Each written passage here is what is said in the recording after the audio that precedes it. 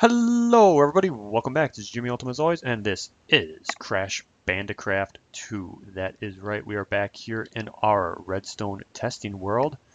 And as you can see, we have quite a bit added on from our previous live stream. Yes, I did a live stream, it was about 2 hours long. And what we did was we constructed our test level. We got some working redstone. We got our reset mechanics and our box mechanics.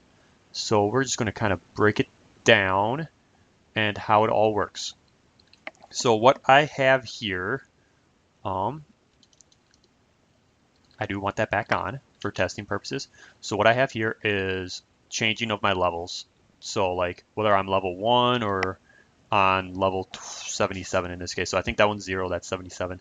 And so what we have is whenever we break a box, you can, whoops, not the floor, but if you look in here, you can see that it's continuously checking and seeing that these boxes are missing.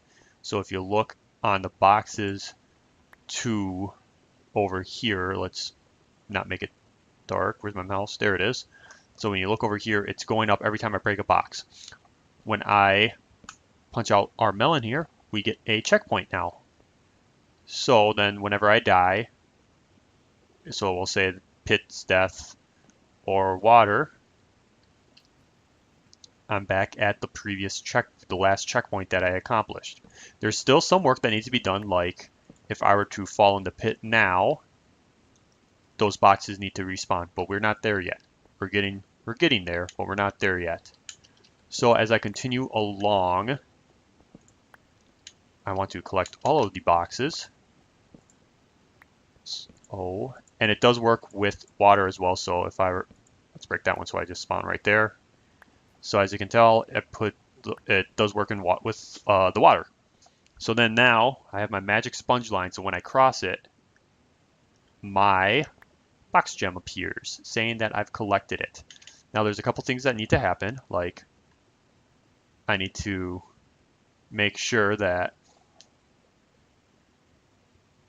it doesn't produce a box gem ever again. So I'd have to come up with something here to check for that. Because if I come back, it just gave me a second one, which I shouldn't get. So there's some things I got to work on. But so since the live stream, I've done very little in this area because I said that this is going to be my live streaming area where we do most of the bulk kind of work and testing. Whoops. So that's what this is for. But I did do some work off camera for testing, trying to fix up some errors. I got it now so that these turn off. They kept staying on, which would mess up all of that. I got it so that it does a double tick so that it'll check it the first time. It changes quick enough before the second tick gets to it. Therefore, it turns off while I'm still fine. And then I obviously had to create these to counteract it. So this is just kind of checking, checkpoint. So once when I'm standing in one of the 3 checkpoints, so starting, checkpoint 1, checkpoint 2, if I'm standing in one of those for this testing level, it changes it back, my checkpoint back to whatever it was. I'm using the value of -1 to change it for the time being. I also, one of these command blocks, please, whoops, that's not a command block. I was having troubles with the checkpoint. So what was going on was I created the command checkpoint, or the objective checkpoint in scoreboard. But what it was reading was this checkpoint with like an extra character, an invisible character. So you see my little flashing cursor is obviously past it. So there was an invisible character that acted as a space or of some sort. So that's why so they looked identical, as you can tell, but when they were in here or in my redstone, they were different. And the way I noticed it was I was trying to fix something and see how I can hit right, left, right, left, right, left. Well, when I hit right, it didn't move. It stayed in this position. So then when I hit delete, nothing got deleted. We didn't see anything get deleted. So that is that. I also added on to these starting commands. Not too much, but when I do this, so now I got checkpoints, so now it does work properly. That is boxes, that is checkpoints. So I added 2 new ones. I added level, which will continue to be used now, so it'll test what level we're in. And then I also have warp room, and that'll determine what warp room we're in for end game purposes. Like when you get a game over, you go back to whatever the previous warp room you were in. So if you died in Hang 8, you go back to warp room 1. If you die in Jetpack Off or whatever it's called, I can't remember what it's called, you go back to warp room 5 or whatever warp room it's in. You get the idea, because we need that kind of implementation. I mean, it's not necessary early on when we release the first beta and first official release. I think it's only going to have warp room 1. So obviously we won't need it as much, but it's good to have it ready to go right away. And with that, that's the same thing with the levels. The levels aren't as key, but it's still important. Like I'm really bad at using like and a lot when I speak. But with that, we want to be able to test that they are in the correct level. So for this box gem, make sure they have the correct amount of boxes.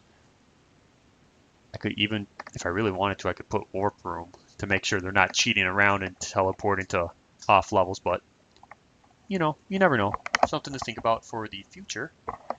And with that being said, I do need to come up with another way of making sure this box gem does not respawn anymore. I think I got an idea where we'll just create another like chain block and add on to that, but obviously I'm not going to do that right now, because this whole section, this whole testing grounds, this test level is meant for live streams. So now that I fixed all of my mistakes and my problems that I was having on there, we're done with it.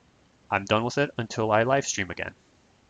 And obviously, as you can tell, we are now in some of the area that I do my normal building. So what happened was I got rid of this platform that was here originally because I had nothing for it. I was done. I didn't need it anymore. It was the status command block. So I got rid of it. We don't need it anymore. And I started working with the TNT. So as you can tell, I still have to work out the timings and all that kind of stuff.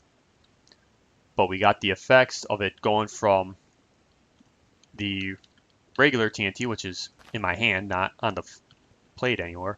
We'll place that on top. I don't know. Probably a bad idea. But we got it on this, and then we'll texture this to be the 3, because you wouldn't use bedrock in any build. Turn obsidian into the 2. Turn this into the 1. I don't know. Do I really need that to be the 3? Yeah, I do, because I think it just says TNT on the side until you jump on it. Yeah, that's right. Okay, I'm thinking of this right. Yeah. So that's what we're going to do. And then obviously at the end you got the big explosion. Oh. Oh. Nope. Oh, that's right. I got to clear that out. I haven't gotten it to auto clear out yet. I'm still working on it, as you can tell. And then I'm also going to have more of these kind of command blocks for different coordinates, similar to the nitro boxes. So like right now this doesn't count, but technically I am above it. I like technically am jumping on it saying, hey, trigger, trigger, trigger. It's not working. And I think I'm going to make it a 5x5, or it's got a 2 block radius, 3 block radius from the center, and it'll make the square, so it'll automatically clear out everything in here. So if the player is within this area, they die, they lose their life. TNT will respawn with all previous boxes that they missed, as well as something else. My brain just stopped working there. But yeah, so great thing. I know TCK had created it before, but I wanted to create it myself, so I had something to work with for adding into the test world. Because hopefully I can add that in as well as maybe Nitro. I'm not sure. I'll have to see what I want to do with the Nitro. Because the Nitro I'll have to do something special for, because I'll have to figure out what the Nitro switch box was, because I don't remember offhand. But that is going to be it for this update. update video. Hope you guys enjoyed. We did quite a bit on the live stream, so if you're interested, you can go and check that out. It's about 2 hours long. I did a lot of work on the testing area, which is what this update is to condense it down into a shorter version if you don't want to watch the whole thing. But the stream was fun, so you should maybe at least go check it out because it does have some good information. It was fun interacting with a few people that did join. If you would like, you can subscribe and comment on here and just try to keep up with both TCK and I. I do post when I'm going to be doing another live stream, and I'm going to try and do them a little bit more frequent at the beginning as we get Crash BandiCRAFT 2 rolling again. And that is it. I hope you guys enjoyed, and I'll see you in the next one. Take care. Bye.